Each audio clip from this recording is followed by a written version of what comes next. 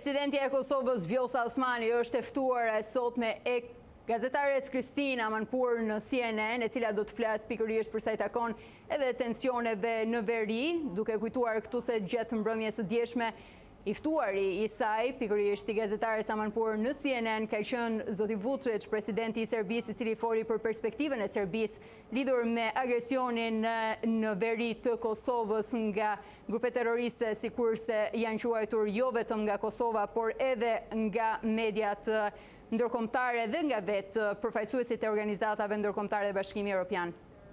Plan for destabilizing the Western Balkans, and through this, in fact, to allow Putin to open a new front against the West in the Western Balkans. We are working with allies and partners, and we will not let that happen. However, it is extremely important to stop that by punishing Serbia, by sanctioning Serbia. Otherwise, if there are no sanctions and no harsh measures against Serbia after this act of aggression, they will be emboldened and encouraged to use violence after violence, and not just against Kosovo, but also against the rest of the region. Well, the EU has specifically demanded a stand down of forces, and the United States and the EU has also demanded that the instigator be held accountable. Now, you are correct, the United States found your evidence compelling of the huge weapons cache that was discovered in that area, and the incredibly sophisticated and major weapons systems that were discovered. Obviously, President Vučić denies that this was a state operation, and he told me that he would hold accountable and apprehend the instigator, which they say they have done today. That surely is a positive sign. This is exactly straight out of the playbook of the 90s that Milosevic used, and straight out of Putin's playbook from 2014. The words, "I had nothing to do with it," well, we've heard them before, but every single evidence points to the direct connection of Serbia's leadership with what criminals like Radojčić and others have exercised in practice in the ground in the north of Kosovo. First of all, there's clear video evidence when it comes to the trainings that have been taking place within Serbia, in the military bases of Serbia, organized by the Army of Serbia for these terrorist groups. Secondly, the weapons that we have confiscated show that they have been produced as recent as 6 weeks ago in the military bases of Serbia. So these are not the kind of weapons that are used by ordinary citizens, but only by the state, only by the army. And thirdly, Radojčić, the criminal who was arrested today, of course, if we look at his connection with Serbia's President Vučić, he has been his closest partner in destabilizing the rest of the Western Balkans for quite some time. He is a guy that is in the blacklist of the United States and the United Kingdom, but he participates in meetings of the National Security Council of Serbia, sitting on the right-hand side of President Vučić. So now they are hiding behind Radojčić in a cowardly way, but we have very clear evidence, which we will be published in the days to come, of direct orders coming from Vučić. So yes, he will use the Milosevic narrative, "I had nothing to do with it," but he had everything to do with it. And of course, Radojčić carried out a plan that was in quite some time being planned in Serbia's institutions. And of course, there was also a massive campaign that preceded this aggression act against Kosovo that was being published in the days before the actual act of aggression. Okay. So you made a lot of accusations. Obviously, Aleksandar Vučić made a lot of accusations on this program last night. What I would like to ask you is about the EU formats, the dialogue for normalization. We know that the Serbian president has not signed it. He also said to me, peace is a priority, that he's open to dialogue now. So here's what he told me, and we'll talk about it in a moment. Yeah, we were very ready, and we are always very ready to negotiate. And we were very constructive, and we will remain so. But you need to understand, there is something that everybody in European Union already realized. Pristina is not ready. Prishtina nuk është gati për të krijuar asociacionin e Bashkive Serbe. Kjo është pengesa kryesore dhe of Serbs, particularly in northern Kosovo. But anyway, bashkë me I'm vijimin always e available, spastimit always at etnik të disposal to serbëve our në veri të interlocutors, Kosovës, to our por gjithsesi European friends, American friends, all the others. And we'll be ready to ne discuss all the do të jemi issues. gati And për as I diskutuar said çdo at our çështje. last meeting, Dhe kemi the thënë Association në of Serbian takimin e fundit, Municipalities will formimi i deliver on everything asociacionit, that we have promised.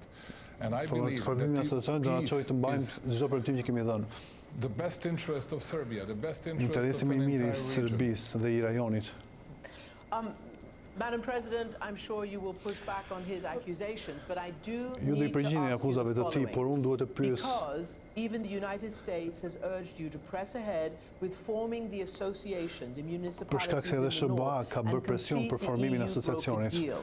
dhe There is vijimin e apparently a dialogut. modality, a timing to this deal. Will you do that? Will Kosovo do that to enable what you want? And that is the recognition of passports and all sorts of A other, do ta mbaj anën e saj të premtimeve Kosova, siç janë njohja e pasaportave? Christian, Kosovo is under attack. Kosovo Christine, is a victim of Kosova an act është në of aggression sulm. that happened just a week ago. Of course, the very first thing that we want is to have Radojčić and other terrorists handed over to the Republic of Kosovo so Ne that duam që real Radojčić justice dhe can be terroristët e tjerë të delivered. dorëzohen Serbia does tek not have a good institucionet track kosovare. record when it comes to delivering justice. There hasn't been Serbia a nuk ka single një case where the rekord criminals that have committed war crimes për and ato që ka genocide in Kosovo and arritur të Bosnia nënshkruaj dhe actually për were të put in mbajtur front of fjalën e dhënë. justice.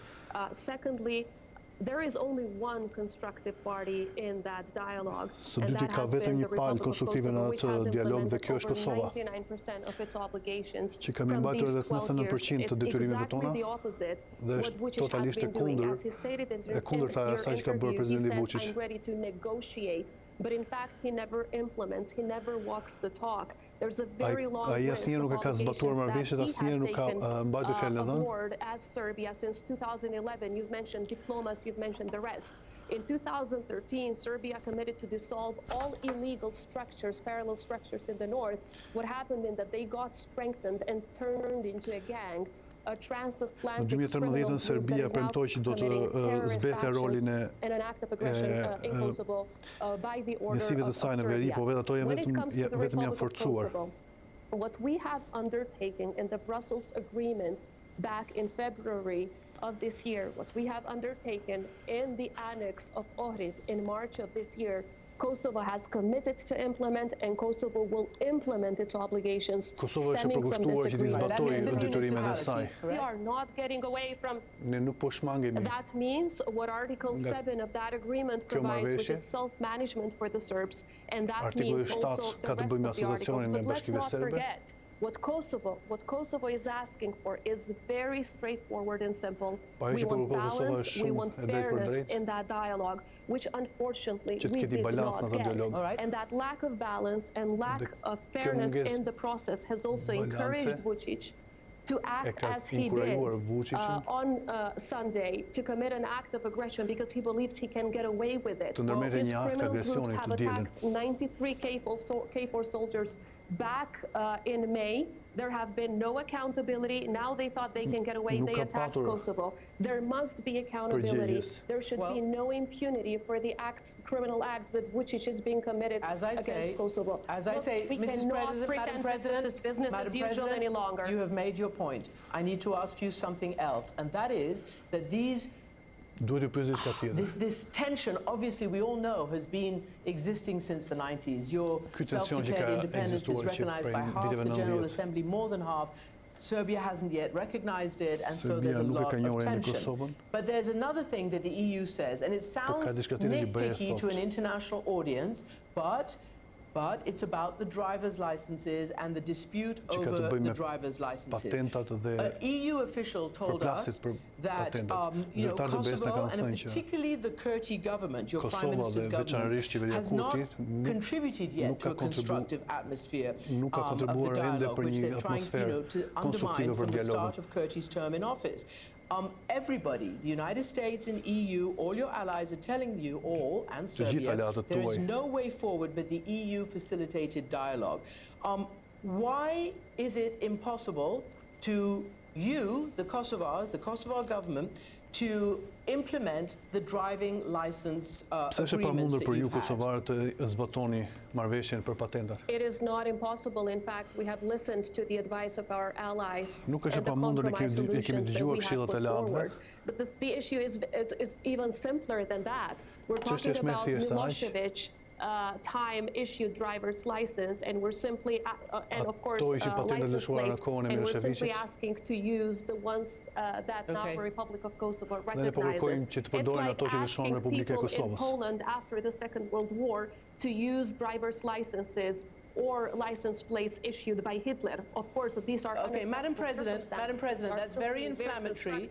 That's very inflammatory. I've covered your region. I know the pain. I know the history. I'm trying to figure out whether there's any way between you and your neighbor Serbia to take some responsibility on both sides and actually move this beyond perpetual tension, violence, and the threat of war. I just want to know whether you're willing and your side is willing to do what everybody's asking the Serbs to do as well. We have taken every single step to be the constructive party in that table. We have proposed a sequencing plan for the implementation of the Brussels Agreement. Serbia has not proposed its own yet. We have acted on the advice of our allies. The misunderstandings that we have had have all been overcome. Now we are in full, not just agreement, but also coordination with international allies. But what is important right now is to point out that Kosovo is under attack. There has been an act of aggression. It is acts of aggression that kill innocent people like our police officer that are inflammatory, not self-defense against these acts of aggression. I wish Serbia would have implemented its side of the obligations in these past 12 years or so, because that would have truly contributed to a dialogue that is principled and in good faith. Let us hope. On one side, of course, we have Vučić, who talks about peace, and on the other side, of course, we have his 48 forward military bases around the border with Kosovo. All right, let us hope that both of you can resolve this issue according to the EU. There's no both sides. No, nobody does, and I certainly do not. But everybody has obligations, and we're all trying to figure out whether all sides, because all sides have to actually commit to their obligations. So I asked you a very simple question about licenses and municipalities. You've answered me, and now we will move on. And we thank you for your interview. President Vjosa Osmani, thank you very much indeed. Now, in the United States, this matter is, of course, of the utmost... Ja kemi dëgjuar kështu gjithë intervistën që ka përcjell CNN pikërisht përmes gazetares Kristian Amanpour, e cila ka intervistuar Vjosa Osmanin, presidentin e Kosovës, për të ditur edhe versionin e Kosovës, versionin e saj lidhur me agresionin në veri, por edhe me pjesë ndryshme të marrëveshjeve që kanë bërë mes Kosovës dhe Serbisë me ndërmjetësimin e Bashkimit Evropian, nëse e kanë apo jo të dyja palët vullnetin për t'i plotësuar ato. Edhe ne do të vjojmë më tej.